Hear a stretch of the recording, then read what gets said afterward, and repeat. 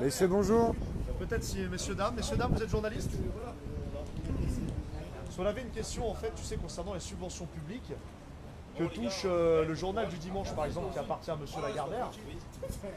Et le journal du dimanche c'est 1 98 623 euros. Donc c'est nos impôts, les vôtres, les nôtres. Donc on se pose des questions. Pourquoi il reçoit des subventions publiques alors que c'est dirigé par un millionnaire?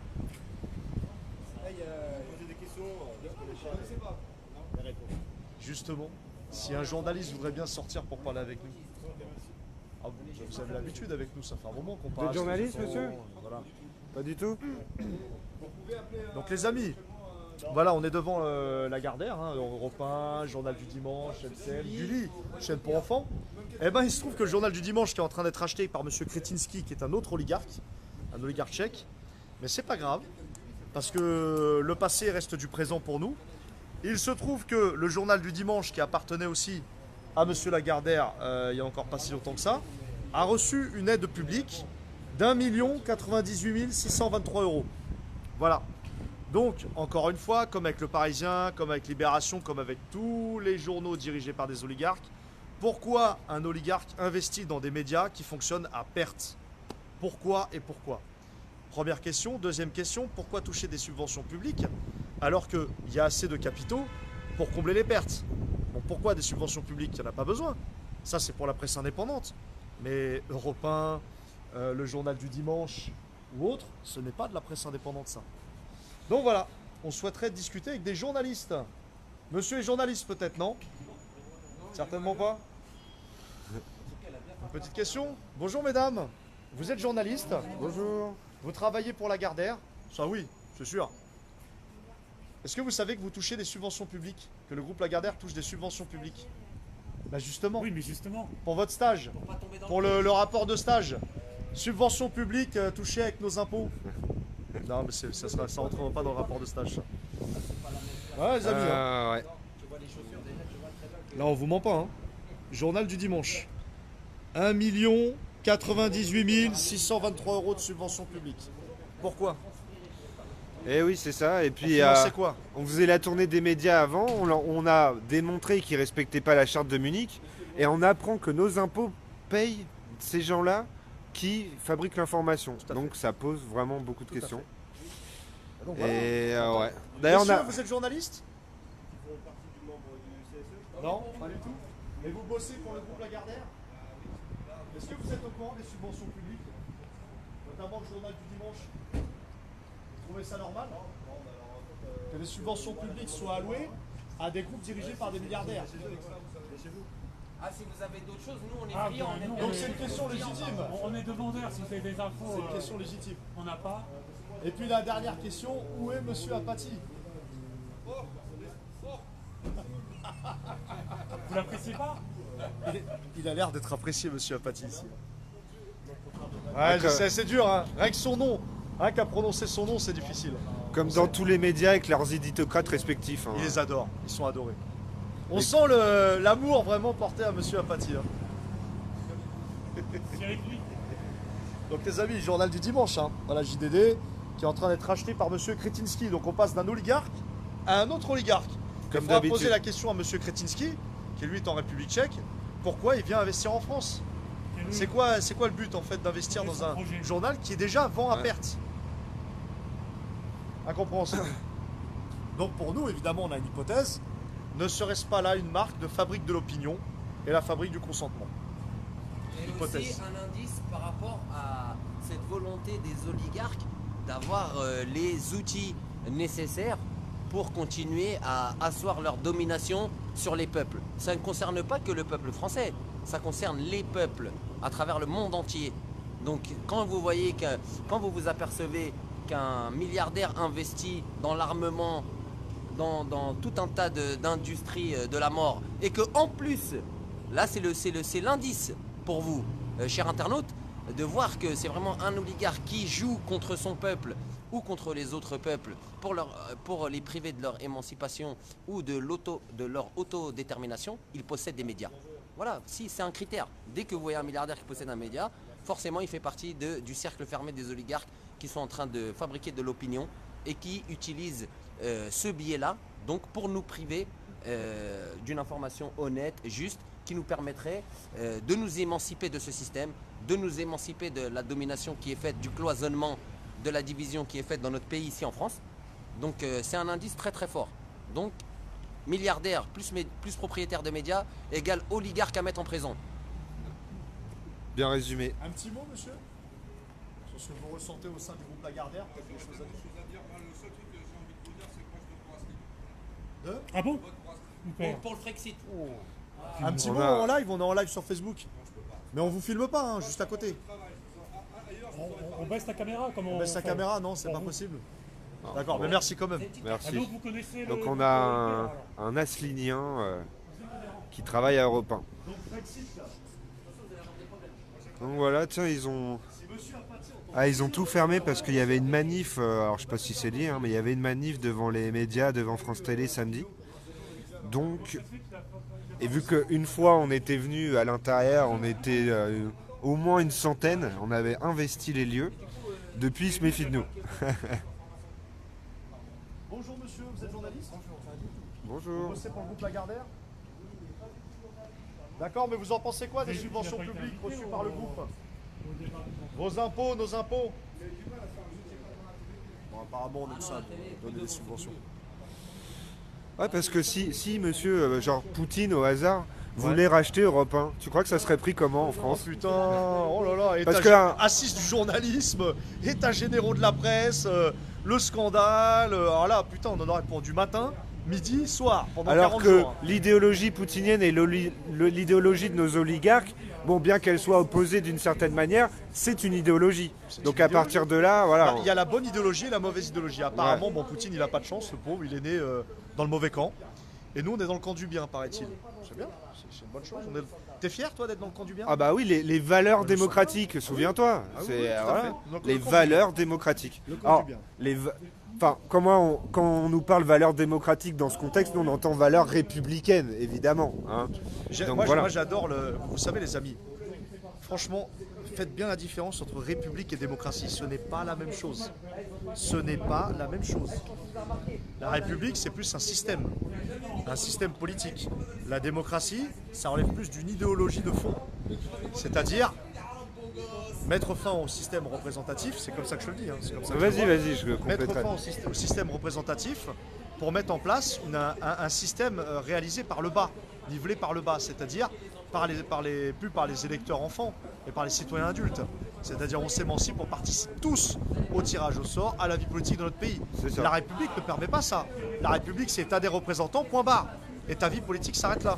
Alors, je complète quand même parce que ma ligne, c'est vraiment la démocratie est une idéologie par son fonctionnement, ok? C'est ça que je voulais dire. Mais à la base, c'est un système politique. Oui, il devient un système après. Bah- Et moi, ce que j'appelais, c'est que les gens fassent vraiment la différence entre République et démocratie, surtout actuellement. Parce que la ligne constituante, en vrai, c'est le régime représentatif est un système politique basé sur l'élection. Le régime démocratique est un système basé sur le tirage au sort. d'accord. Après, les manières de l'utiliser sont par milliers. Hein. J'espère que les internautes m'ont bien compris. J'ai simplement fait la différence entre deux visions. Oui, La c'est deux vision visions. républicaine et la vision démocrate ne sont pas. Une république peut être démocratique, paraît-il. Pour moi, j'en connais aucune sur Terre. Mais voilà, et d'où la confusion, tu vois, dans les esprits. C'est ça. Une république n'est pas forcément démocratique. C'est ça. Et je rajoutais, on peut faire le parallèle avec l'élection et le tirage au sort. Tu as commencé à lire notre tout à cause fait. commune, Notre cause où commune, l'élection nous infantilise, nous déresponsabilise et tout ce que tu veux, et où le tirage au sort dans des citoyens, parmi des citoyens éclairés, responsabilise. avec des vrais médias, etc., te responsabilise de fait. Parce que, Forcément. en gros, un citoyen, il peut gouverner et être gouverné. Exactement. Voilà. Donc, en fait, voilà, la responsabilité de chacun. C'est là, c'est ça la démocratie. Vous travaillez pour Avec le pouvoir politique, évidemment, Vous savez au qu'on peuple. touche des subventions publiques? Tu fais quoi?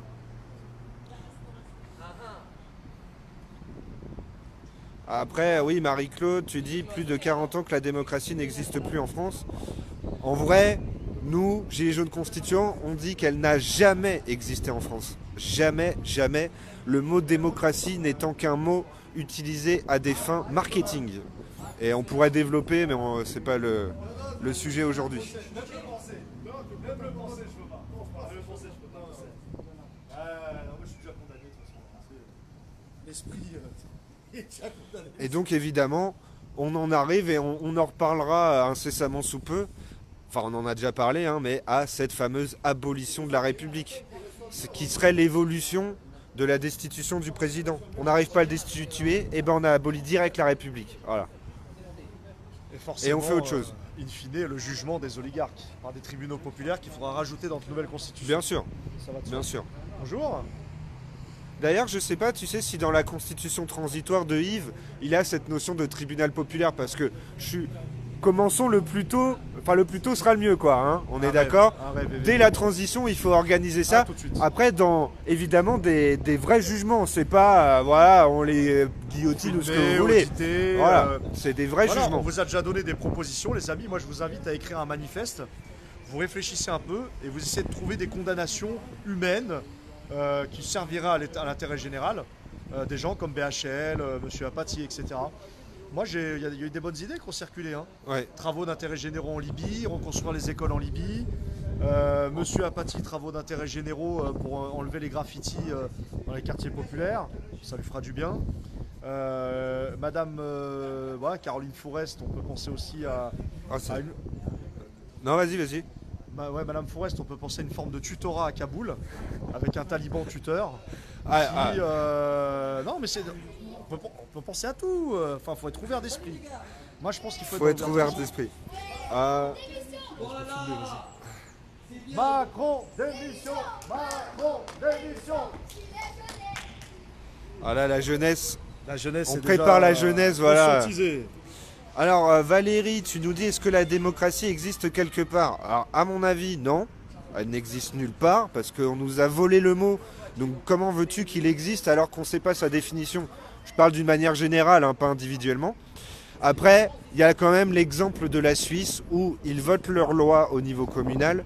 Ils ont le référendum d'initiative citoyenne sous une autre appellation. C'est les votations, il me semble. Mais...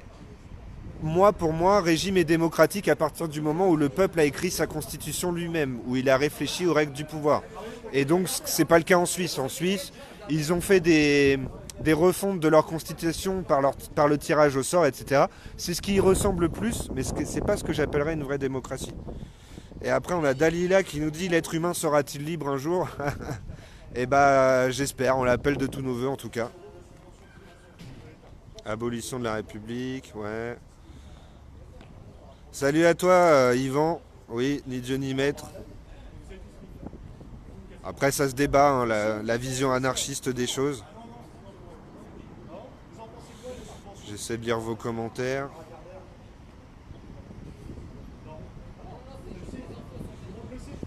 Alors, la laïcité, je sais pas, c'est des gros débats, je vous réponds comme ça, et c'est que mon avis. La laïcité, pour moi, depuis le début, elle est vérolée. Après, l'idée qu'il y a derrière, voilà, de respect de culte, etc., pourquoi pas, comme l'idéologie des droits de l'homme. Mais c'est quand même biaisé. Bon, c'est un autre débat encore.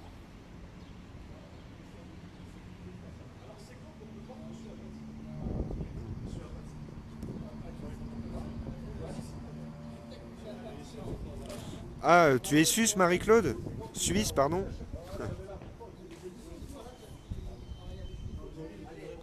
Salut Steven. On est devant Europe 1, on continue notre pression médiatique. Alors il est pas là, mais on aurait bien aimé croiser Monsieur Jean-Louis Apathy, apparemment on est là que le matin, donc faut se lever tôt. Oui, c'est ce qu'on avait dit, mais... Faut s'encourager à se lever tôt et de voir avec Monsieur Apathy. Hein, voilà. Bon les amis, on va essayer de voir encore quelques minutes si on peut trouver un journaliste, sinon on ira sur une autre cible. Bonjour madame, vous êtes journaliste? Vous travaillez pour le groupe Lagardère? Vous êtes au courant? Ah pas du tout. Pas du tout. Bon, rien en fait. Ok, donc le JDD, donc pour votre information les amis, Monsieur Lagardère, oligarque, est en train de vendre son journal de presse écrite, le journal du dimanche, à un autre oligarque, Monsieur Kretinsky, un oligarque tchèque. Putain, là on est constellation oligarchique mondiale. C'est ça. C'est pour avoir un petit peu les OP, les sujets. Pas mal, hein. Un oligarque qui vend un autre oligarque. Et un oligarque qui vend un média à perte. Qui vend un journal de presse écrite à perte à un Comme autre d'hab, oligarque. comme d'hab. Il n'y a pas un problème là? Ah là là. Eh oui. J'étais au pôle emploi. J'étais au pôle emploi ce matin. Oui, peut-être que Monsieur Lagardère va se concentrer sur les ventes d'armes. Après tout, ça rapporte plus que la De presse. ADS, tout à fait. Tout à fait. Bon, bah, on va partir sur une autre cible. C'est pas grave. Jean-Mi, Monsieur Apathy, Jean-Mi, t'inquiète pas. Un matin, on prendra les croissants avec toi. Ça ne saurait tarder. Ça ne saurait tarder. Et après, une fois qu'il a fini, il a dit, je vais tous vous prendre en truc individuel. Donc il prend une personne, il sort de la salle, et je les regarde tous, ils sortent leur téléphone. Je leur ai dit, mais vous êtes vraiment des chèvres ici. Hein. Vous êtes 30 personnes, vous êtes toutes des chèvres. Ils viennent vous parler de réseau. On vient de vous parler de construire son réseau, nanani, nanana.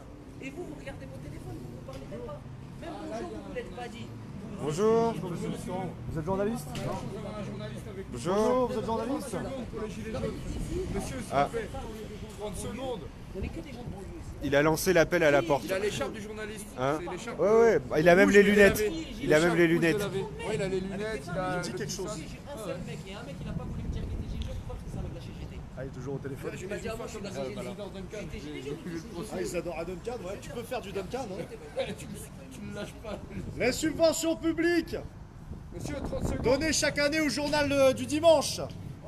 Est-ce que c'est normal? Bonjour madame. Vous êtes Bonjour. journaliste? Vous travaillez pour le groupe Lagardère?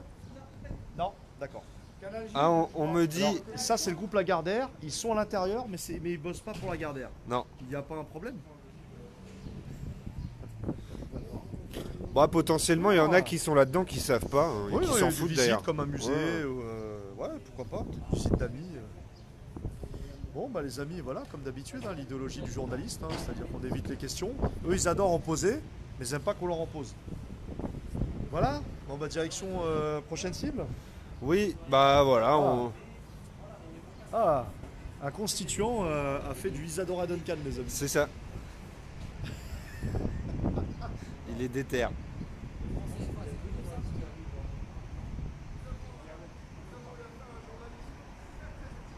Ah. Donc c'est bien un journaliste, mais il est trop occupé. En téléphonant entre deux rendez-vous. Ah. Donc, voilà, c'est quelqu'un qui n'a pas 30 secondes à accorder aux constituants aujourd'hui, mais une prochaine fois, je pense. Une prochaine fois. Bon bah On va voilà. pas faire comme Isidore Duncan, mais on aurait bien eu envie quand même. Le rendez-vous est pris, on va dire. Le rendez-vous est pris. Bonjour. Vous êtes journaliste? Il faut venir discuter avec nous.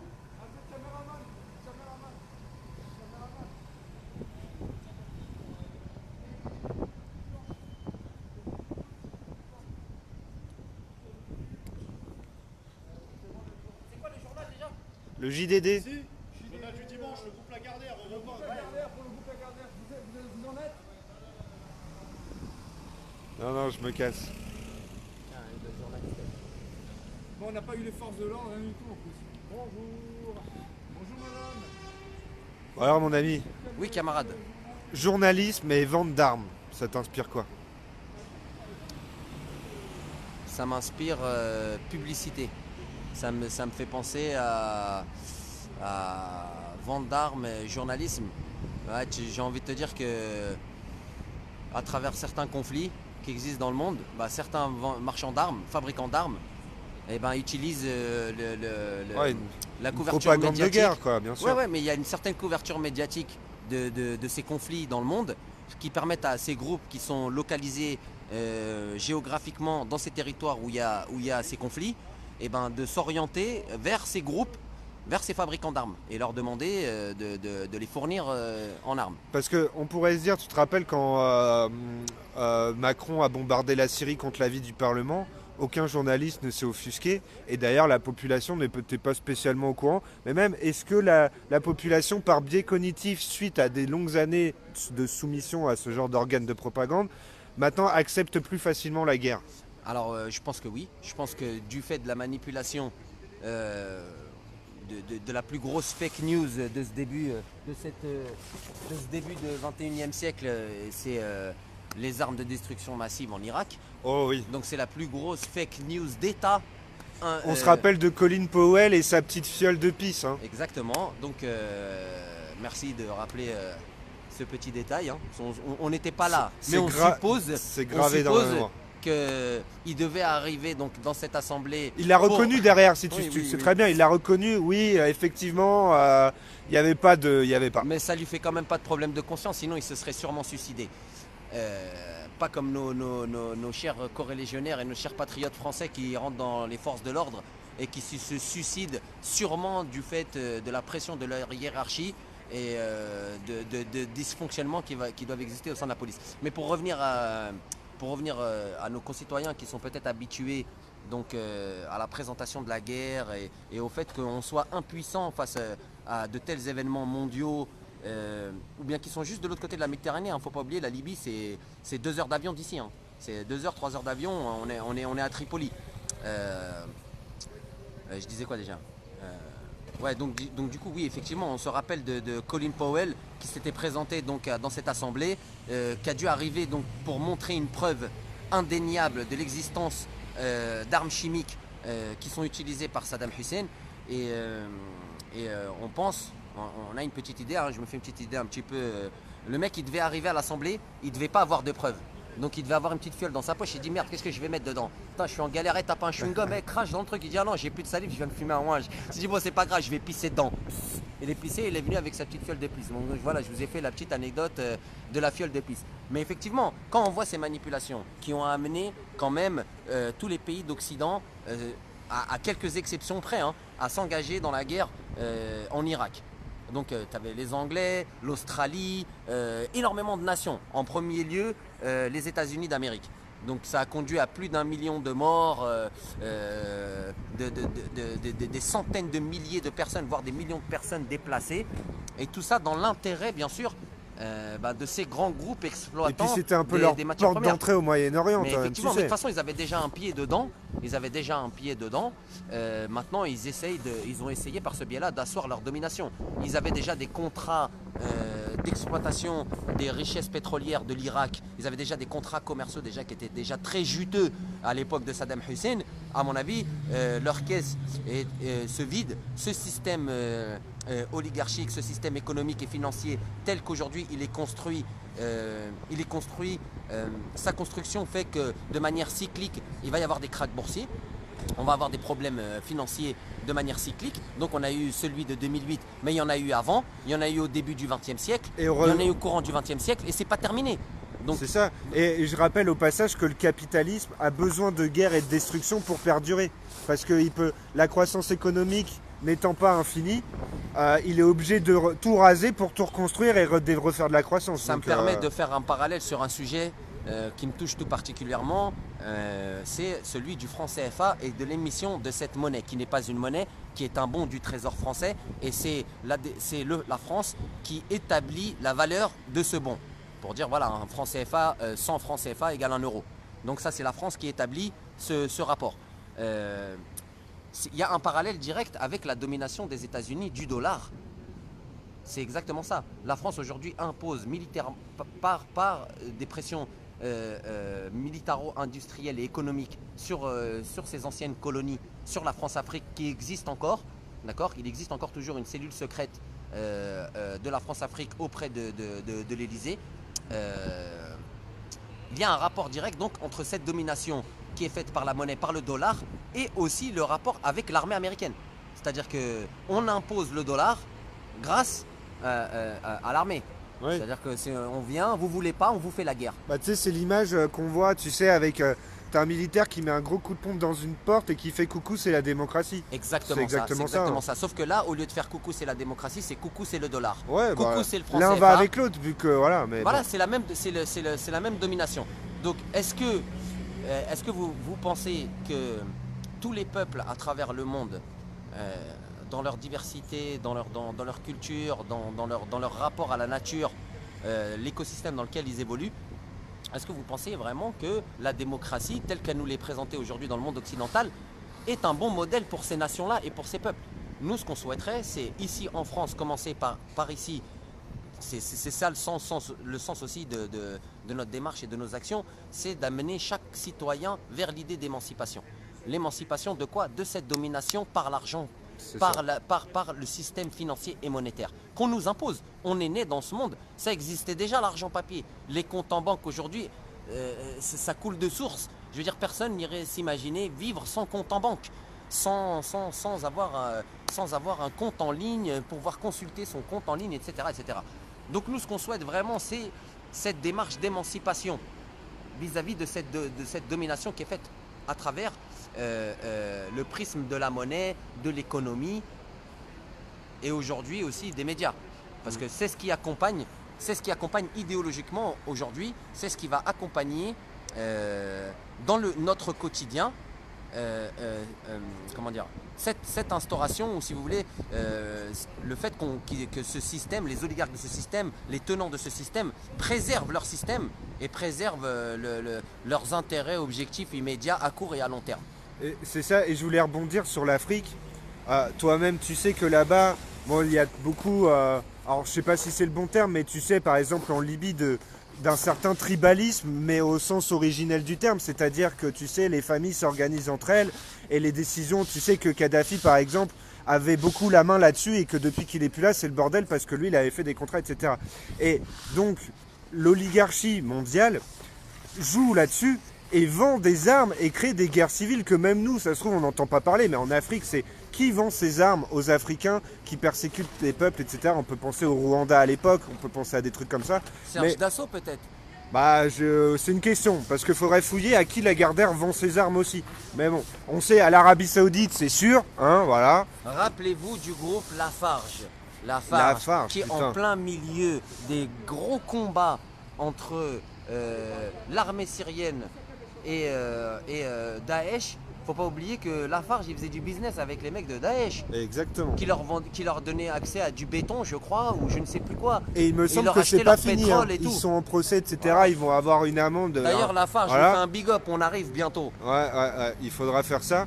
Et oui, effectivement, je sais que par exemple, il y a aussi que par exemple à Daesh, pour rouler dans le désert, ils avaient des camions Toyota exprès faits pour le désert, tu vois, et qui avaient été conçus pour Daesh exprès. Donc bon, voilà, il faut fouiller Après, le dossier. Il faut fouiller, exactement. Mais pour revenir à vraiment l'essentiel de notre démarche, ici, c'est de dénoncer ce rapport qu'il y a entre des médias qui perdent de l'argent, donc qui ne sont pas viables économiquement, et cet intérêt par des milliardaires, des grandes fortunes, de devenir actionnaires majoritaires ou voire propriétaires exclusifs de ces médias.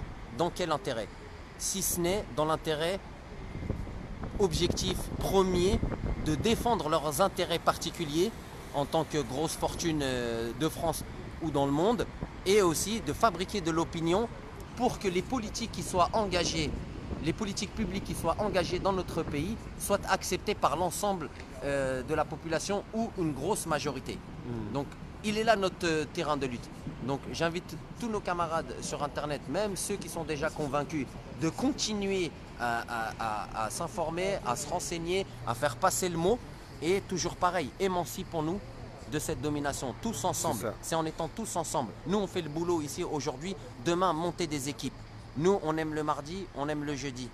Et bien vous choisissez le mercredi et le vendredi et on sera sur leur dos tous les jours de la semaine. C'est ça. Donc, sachant qu'il y a déjà des équipes qui se montent, qui sont pratiquement tous les jours devant Bien France sûr, Télé, bien etc. Des gilets jaunes constituants à Nantes aussi. Et un dernier mot, après on va couper, on va changer de truc. Allez. Par rapport aux valeurs démocratiques qu'on a entendues tout à l'heure. Donc les valeurs démocratiques ou les valeurs républicaines, parce que tu sais, c'est synonyme dans la tête de ces gens-là. Pour moi, l'émancipation, elle passe aussi par le fait de s'approprier, même pas de se réapproprier, le mot démocratie qu'on nous a volé il y a 200 ans maintenant. Oui, c'est un mot galvaudé, c'est Voilà, un mot qui a été qu'on trop nous sort à utilisé. tort et à travers, Exactement. avec jamais la vraie définition de ce mot-là. Exactement. Le pouvoir Demos au peuple. Kratos. Putain de merde. Demos Kratos, ça c'est sûr. Le pouvoir au peuple, par le peuple, pour le peuple. Mais pour cela, il faut arrêter de marcher en regardant le mec qui est à côté de lui, en se disant mais à quoi tu penses toi? C'est Ça ça. veut dire, qu'est-ce que t'aimes? T'aimes les garçons, t'aimes les mecs avec des perruques? On s'en a rien à foutre. Je veux dire, quand on est ensemble, on marche ensemble, on a tous le même but commun, c'est de faire tomber ce système et de faire tomber les oligarques comme ils ont fait les Islandais. Donc les banksters en prison, les éditocrates collabos en prison et tous les complices les préfets de police, les gendarmes, les forces de l'ordre qui auront abusé. On a vu les images.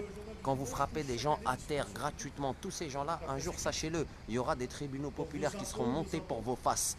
Et on sera peut-être on sera peut-être dans les jurés. Alors faites gaffe, réfléchissez un petit peu. Ce message-là, il n'est pas pour nous, il est pour tous, il est pour tout le monde ce message de toute façon. Même C'est ça. nous, on se l'envoie à nous-mêmes. Nous-mêmes, on pourrait être approchés ou achetés ou tenter d'arrêter notre lutte sur cette volonté émancipatrice que l'on a. Et bon voilà, sinon je vous embrasse très fort. On est tous ensemble, on lâche pas, on va sur un autre terrain secret. On se recapte tout à l'heure. Voilà les amis, on lâche rien, montez des équipes et à tout à l'heure.